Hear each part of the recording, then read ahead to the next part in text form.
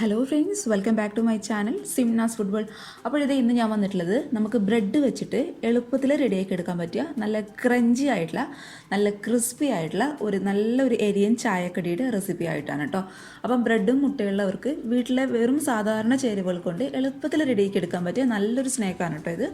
അപ്പോൾ നല്ല ക്രഞ്ചിയാണ്, എല്ലാവരും ഒന്ന് തയ്യാറാക്കി നോക്കുക. അപ്പോൾ ഇതൊക്കെ ചൂടുള്ള ചായയുടെ കൂടെയൊക്കെ കഴിക്കാനായിട്ട് നല്ല ടേസ്റ്റ് ആയിരിക്കും കേട്ടോ.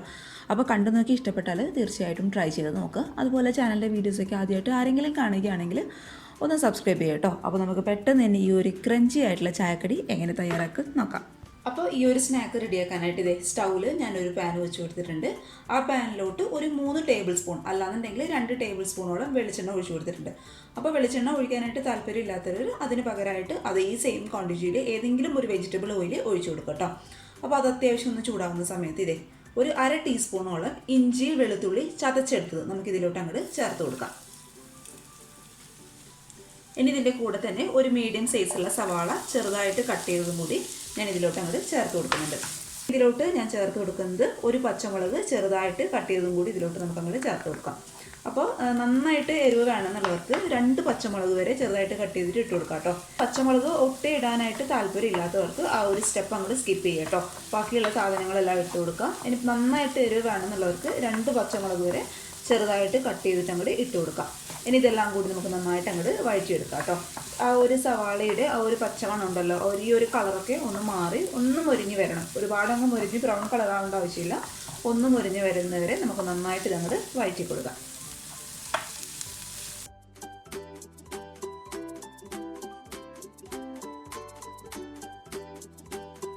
ഇത് നമ്മൾ ഇട്ട് കൊടുത്താൽ സവാളയൊക്കെ ആ ഒരു പച്ച സ്മെല്ലൊക്കെ മാറി അത്യാവശ്യം ഒന്ന് വഴണ്ടി വരാനായിട്ട് തുടങ്ങിയിട്ടുണ്ട്. ഇനി നമുക്ക് ഈ ഒരു മസാലയ്ക്ക് ആവശ്യമായിട്ടുള്ള പൊടികൾ ഇട്ട് കൊടുക്കാം കേട്ടോ. അപ്പോൾ അതിനായിട്ട് ഒരു 1/4 ടീസ്പൂണോളം മഞ്ഞൾപ്പൊടി നമുക്ക് ആദ്യം തന്നെ ഇതിലോട്ട് അങ്ങോട്ട് ഇട്ട് കൊടുക്കാം. പിന്നെ ഒരു 1/2 ടീസ്പൂണോളം നല്ല എരിവുള്ള മുളക് പൊടി. ഇനി ഒരു 1/4 ടീസ്പൂണോളം മല്ലിപ്പൊടി ഞാൻ ഇട്ട് കൊടുക്കുന്നുണ്ട്. അതേപോലെ ഒരു 1/4 ടീസ്പൂണോളം ഗരം മസാല, പിന്നെ ഒരു 1/4 ടീസ്പൂണോളം കുരുമുളക് പൊടിച്ചെടുത്തത്. ഇനി ഇതെല്ലാം കൂടി നന്നായിട്ട് അങ്ങോട്ട് വഴറ്റിയെടുക്കുക. നമ്മൾ ഇട്ട് കൊടുത്ത ആ ഒരു പൊടികളുടെ പച്ച സ്മെല്ല് കംപ്ലീറ്റ് ആയിട്ട് അങ്ങോട്ട് മാറണം കേട്ടോ. അതുകൊണ്ട് ലോ ടു മീഡിയം ഫ്ലെയിമിൽ വെച്ചിട്ട് പതുക്കെ ആ ഒരു പൊടികളുടെ പച്ച സ്മെല്ല് മാറുന്നവരെ നന്നായിട്ട് അങ്ങോട്ട് വഴറ്റി കൊടുക്കുക.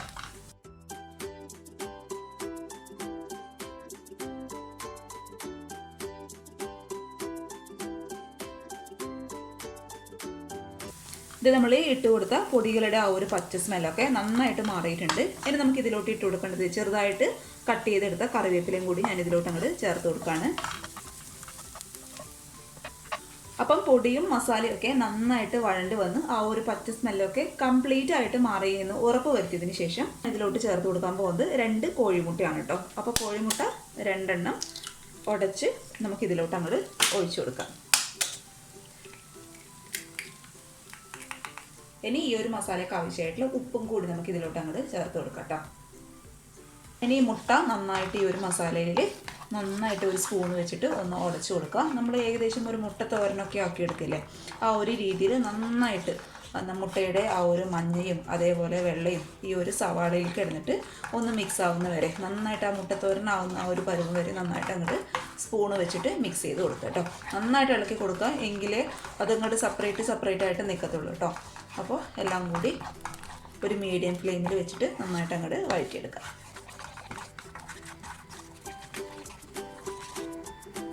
ഇത് നമ്മൾ ചേർത്ത് കൊടുത്ത മുട്ടയൊക്കെ കറക്റ്റായിട്ട് ആ ഒരു മുട്ടത്തോരൻ്റെ പരുവത്തിയിട്ടുണ്ട്. ഇനി അവസാനമായിട്ട് ഇതിലോട്ട് ഞാൻ ചേർത്ത് കൊടുക്കുന്നത് 1 ടേബിൾ സ്പൂണോളം ചിരകിയെടുത്ത തേങ്ങയാണ് കേട്ടോ. അപ്പോൾ ആ ഒരു തേങ്ങയും കൂടി ഉണ്ടാകുമ്പോൾ നമ്മുടെ ഈ ഒരു സ്നാക്കിന് നല്ലൊരു ടേസ്റ്റ് ആയിരിക്കും കേട്ടോ. അപ്പോൾ തേങ്ങയുടെ അളവ് എന്ന് പറയുന്നത് കൂടി പോകാനായിട്ട് പാടില്ല കേട്ടോ. കൂടി പോയി കഴിഞ്ഞാൽ നമ്മുടെ ഈ ഒരു സ്നാക്കിന് ഒരു മധുരത്തിൻ്റെ ആ ഒരു ടേസ്റ്റ് വരും. അപ്പോൾ കറക്റ്റ് ഒരു 2 മുട്ട എടുക്കുകയാണെങ്കിൽ കറക്റ്റ് ഒരു 1 ടേബിൾ സ്പൂണോളം തേങ്ങ മാത്രം മതിയാവും. ഇനി നിങ്ങൾക്ക് മല്ലിയില ചേർക്കാനായിട്ട് താല്പര്യമുണ്ടെങ്കിൽ മല്ലിയില ചെറുതായിട്ട് കട്ട് ചെയ്തതിന് ശേഷം ഇതിലോട്ട് അങ്ങോട്ട് ഇട്ട് കൊടുക്കാം. അപ്പോൾ ഞാനിതൊന്നും ചേർക്കുന്നില്ല കേട്ടോ. അപ്പോൾ നമുക്കിതിനെ ചൂടാറാനായിട്ട് അങ്ങോട്ട് മാറ്റി വയ്ക്കാം. ഇനി നമുക്ക് ആ ഒരു മസാലയ്ക്ക് ആവശ്യമായിട്ടുള്ള കുറച്ച് ബ്രെഡ് സ്ലൈസ് ഞാനിവിടെ എടുത്തിട്ടുണ്ട്. ഏകദേശം ഒരു 5-6 എണ്ണം എടുത്തിട്ടുണ്ട് കേട്ടോ. അപ്പോൾ നമുക്ക് ആദ്യം എന്ത് ചെയ്യാം, ഈ ബ്രെഡിൻ്റെ ഈ ഒരു സൈഡിലുള്ള ഈ ഒരു ബ്രൗൺ ഭാഗം അങ്ങോട്ട് കട്ട് ചെയ്ത് കളയാം കേട്ടോ. ആ ഒരു ഭാഗത്തിൻ്റെ ആവശ്യം നമുക്കില്ല. പക്ഷെ അത് നിങ്ങൾ കളയേണ്ട ആവശ്യമില്ല. നമുക്കിത് മിക്സിയുടെ ജാറിലിട്ട് നന്നായിട്ട് അങ്ങോട്ട് പൊടിച്ചെടുക്കണം. ആ ഒരു സമയത്ത് ഇത് ബ്രെഡ് ക്രംസ് ആയിട്ട് യൂസ് ചെയ്യാം കേട്ടോ. അത് നമുക്ക് ഈ ഒരു സ്നാക്കിന് ആവശ്യമുണ്ട്. അതുകൊണ്ട് അത് കളയാൻ പാടില്ല.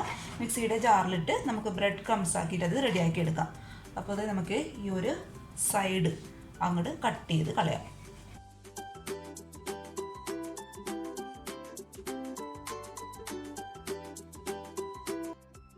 ഇനി ഇതേ ഒരു പാത്രത്തിൽ കുറച്ച് സാധാരണ വെള്ളം ഞാൻ എടുത്തിട്ടുണ്ട്.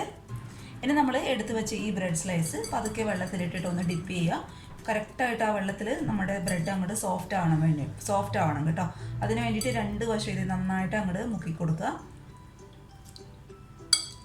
ഇനി അത് ബ്രെഡ് പതുക്കെ കയ്യിൽ വെച്ചിട്ട് എത്രത്തോളം നിങ്ങൾക്ക് വെള്ളം ഇതിൽ നിന്ന് കളയാനായിട്ട് പറ്റുക അത്രത്തോളം നന്നായിട്ട് വെള്ളം പ്രസ് ചെയ്ത് കൈയുടെ അടിയിൽ വെച്ചിട്ട് അങ്ങ് കളയുക കേട്ടോ. അപ്പോൾ പ്രസ് ചെയ്യുമ്പോൾ ശ്രദ്ധിക്കുക, ബ്രെഡ് ആയതുകൊണ്ട് പെട്ടെന്ന് അങ്ങോട്ട് മുറിഞ്ഞു പോകാനുള്ള ചാൻസ് ഉണ്ട്. അപ്പോൾ പതുക്കെ അതങ്ങോട്ട് പ്രസ് ചെയ്തിട്ട് വെള്ളം കംപ്ലീറ്റ് ആയിട്ട് അങ്ങോട്ട് മാറ്റി കൊടുക്കുക കേട്ടോ. അതിനുശേഷം ഇത് നമ്മൾ നേരത്തെ റെഡിയാക്കി വെച്ച മുട്ടയുടെ ഈ ഒരു മിക്സ് ഒരു 1.5 ടേബിൾ സ്പൂണോളം മാത്രം ഇതിലോട്ട് അങ്ങോട്ട് നിറച്ച് കൊടുക്കുക. ഒരുപാട് ആയിക്കഴിഞ്ഞാൽ നമുക്കിത് റോൾ ചെയ്യാനായിട്ട് ബുദ്ധിമുട്ടായിരിക്കും. ഇനി ഇത് പതുക്കെ അങ്ങോട്ട് റോൾ ചെയ്ത് കൊടുക്കുക. അപ്പോൾ ഇങ്ങനെ റോൾ ചെയ്യുന്ന സമയത്ത് ഒരുപാട് സ്ഥലത്ത് ക്രാക്ക് ഉണ്ടാവാനുള്ള ചാൻസ് ഉണ്ട് കേട്ടോ. പക്ഷെ അത് കാര്യമാക്കി എടുക്കണ്ട. നമ്മളിതിനെ ബ്രെഡ് ക്രംസിൽ ഇട്ടിട്ട് ഒന്നും കൂടി ഒന്ന് റോൾ ചെയ്യുന്ന സമയത്ത് ആ ഒരു കറക്റ്റ് ഷേപ്പിൽ നമുക്ക് ആയി കിട്ടിക്കോളും. അപ്പോൾ ഇത് പതുക്കെ നമുക്ക് കൈയുടെ അടിയിൽ വെച്ചിട്ട് ഇങ്ങനെ റോൾ ചെയ്ത് എടുക്കാം. അപ്പോൾ എത്രത്തോളം നിങ്ങൾക്ക് റോൾ ചെയ്യാൻ പറ്റുമോ അത്രത്തോളം ഈ ഒരു സമയത്ത് തന്നെ റോൾ ചെയ്യാം. പറ്റാത്തത് നമുക്ക് ബ്രെഡ് ക്രംസിൽ വെച്ചിട്ട് അങ്ങോട്ട് അഡ്ജസ്റ്റ് ചെയ്യാം കേട്ടോ. അപ്പോൾ നമുക്ക് നന്നായിട്ട് ഇതുപോലെ എല്ലാ ബ്രെഡും അങ്ങോട്ട് ചെയ്തെടുക്കാം.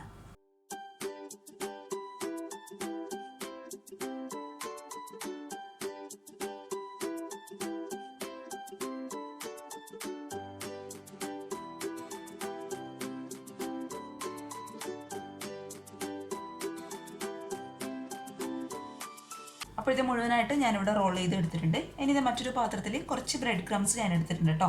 അപ്പോൾ ഞാൻ നേരത്തെ പറഞ്ഞല്ലോ, നമ്മൾ ബ്രെഡിൻ്റെ സൈഡൊക്കെ കട്ട് ചെയ്തതിന് ശേഷം ആ സൈഡിലുള്ള ഭാഗം മിക്സിയുടെ ജാറിലിട്ട് നന്നായിട്ട് അങ്ങോട്ട് പൊടിച്ചെടുക്കുക. അപ്പോൾ അങ്ങനെ റെഡിയാക്കി എടുത്ത ബ്രെഡ് ക്രംസ് ആണ് കേട്ടോ ഇത്. അപ്പോൾ അത് നല്ല ക്രഞ്ചി ആയിട്ട് വേണമെന്നുള്ളവർക്ക് ജസ്റ്റ് അത് പാനിലിട്ടൊന്നും ചൂടാക്കി എടുത്താൽ നല്ല ക്രഞ്ചി ആയിട്ടുള്ള ബ്രെഡ് ക്രംസ് നമുക്ക് റെഡിയാക്കി എടുക്കാനായിട്ട് പറ്റും. എന്ന് നമ്മൾ റെഡിയാക്കി വെച്ച ബ്രെഡിൻ്റെ ഈ റോള് ഓരോന്നായിട്ട് നമുക്ക് ഈ ബ്രെഡ് ക്രംസിൽ നന്നായിട്ട് അങ്ങോട്ട് കോട്ട് ചെയ്തെടുക്കാം കേട്ടോ. അപ്പോൾ നല്ല ക്രിസ്പി ആയിട്ടുള്ള സ്നാക്ക് നമുക്ക് റെഡിയാക്കി എടുക്കാനായിട്ട് പറ്റും. അപ്പോൾ ആ റോൾ ചെയ്തതിൻ്റെ ആ ഒരു സമയം തന്നെ ബ്രെഡ് ക്രംസിലിട്ട് നന്നായിട്ട് അങ്ങോട്ട് റോൾ ചെയ്തെടുക്കുക. കാരണം എന്താണെന്ന് വെച്ചാൽ ആ വെള്ളത്തിൻ്റെ നനവോട് കൂടി തന്നെ നമ്മളിതിൽ റോൾ ചെയ്ത് എടുക്കുകയാണെങ്കിൽ നന്നായിട്ട് ഈ ഒരു ബ്രെഡ് ക്രംസൊക്കെ ഇതിലോട്ട് അങ്ങോട്ട് കോട്ടായി കിട്ടിക്കോളും കേട്ടോ. അപ്പോൾ നമുക്കിത് നന്നായിട്ട് അങ്ങോട്ട് ഈ ബ്രെഡ് ക്രംസിൽ കോട്ട് ചെയ്തെടുക്കാം.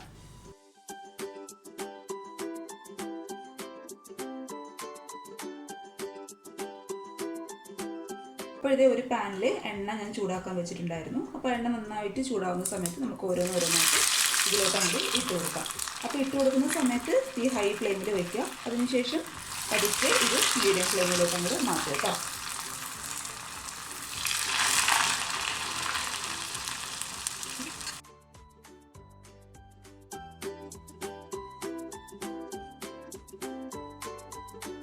ഇനി ഇത് നന്നായിട്ട് മുരിഞ്ഞ് വരുന്ന ആ ഒരു സമയത്ത് ഇത് പതുക്കെ നമുക്ക് എണ്ണയിൽ നമ്മൾ എടുത്ത് മാറ്റി കൊടുക്കാം.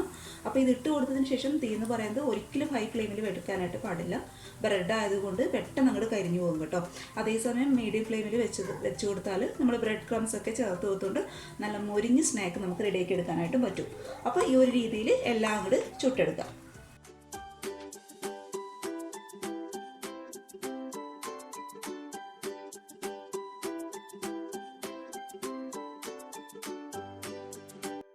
അപ്പോൾ ഇത് മുഴുവനായിട്ട് ഞാനിവിടെ എണ്ണയിലിട്ടിട്ട് നന്നായിട്ട് ഫ്രൈ ചെയ്തെടുത്തിട്ടുണ്ട്.